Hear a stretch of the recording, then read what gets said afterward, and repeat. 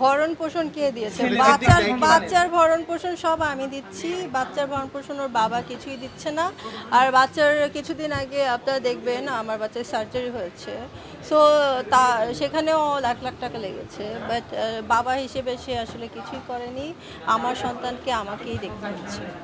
আমরা দেখে থাকি বলিউডে বাচ্চার ভরণ পোষণের জন্য আইনি মামলা বা অনেক কিছুতে যায়, সেক্ষেত্রে আপনি কোনো ব্যবস্থা নেবেন কিনা? হ্যাঁ, এটা হচ্ছে বলিউড আর হলিউড না, এটা আইনি মামলায়ও যাওয়া লাগে না। যদি আপনি ভালো থাকেন, মানে ভালো হন, বাচ্চার প্রতি আপনার ওই রকম কেয়ারিং থাকেন, তাহলে কিন্তু আপনার এই আইনি আইনি কি বলে সরি লড়াইতেও যাওয়া লাগে না, সে নিজের থেকেই দিবে। বাট সেখানে আমি বলবো যে আসলে সে চায় তার মাই সব করুক, তার টাকা সে অন্য কিছু করবে। লাস্ট কোয়েশ্চেন, আমার অনেকে বলতেছে, অনেক অভিনেত্রী বা যারা ভাইরাল তারা বলতেছে প্রাক্তন বলতে অনেকের কাছে হিংস্র, অনেকের কাছে আবার জানোয়ার, অনেকের কাছে বন্ধুত্ব সম্পর্ক বজায় রাখতে চায়। সেক্ষেত্রে আপনার প্রাক্তনের সঙ্গে সম্পর্ক কেমন মনে করেন, আপনি কেমন হওয়া উচিত মনে করেন? ডিভোর্স হয়ে যাওয়ার পরে তার ফেসও দেখা উচিত না, এটা হচ্ছে আমাদের পাপ হবে। আমাদের তার নাম নিয়ে কথা বলাও ঠিক হবে না। সো এটা আমি ভালো চোখে দেখি না। ডিভোর্স মানে ডিভোর্স হয়ে গেছে, তার সাথে আর কোনো রিলেশন নেই। আচ্ছা আপু, ব্যারিস্টার সুমন সে ভাইরাল হওয়ার পর সে কিন্তু বলতো বিভিন্ন জায়গা থেকে তার অনেক কাজ আসতো।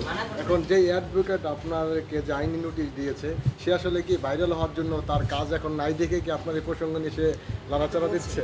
সেটা তো আমি বলেছি ভাইয়া, সে আসলে ভাইরাল হওয়ার জন্যই কিন্তু এসেছে। কারণ দেখেন, এর আগে আপনারা কেউ কিন্তু তাকে চিনতেন না। যখন আমরা শুধু যে আমি ভাইরাল হয়েছি তা না, সবাই কিন্তু এখানে ছিল আমাদের যাদের নামে লিগ্যাল নোটিশ আসছে, তো সবাই ছিল। বাট সে আসলে ইচ্ছাকৃতভাবে এসেছে ভাইরাল হওয়ার জন্যই। এখন তার নামে মামলা করব, এটাই তো কারণ হচ্ছে তার জন্য আমার মানহানি হয়েছে।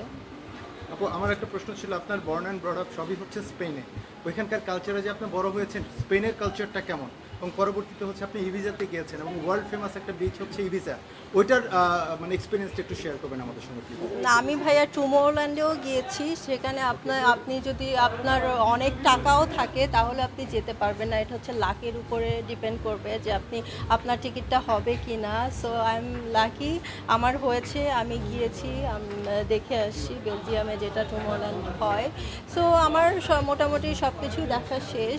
তো আমি ভাববো আমি লাকি, আমার খুব ভালো লেগেছে। আর ইবিজা তো মানে সবাই যায়, হলিউড বলিউড বলেন, বাংলাদেশের হ্যাঁ সব তারকারা সবাই সামারে যায়। যেমন জুন থেকে শুরু হবে, জুন জুলাই আগস্ট এগুলো থেকে শুরু হবে, 3 মাস থাকে ওখানে।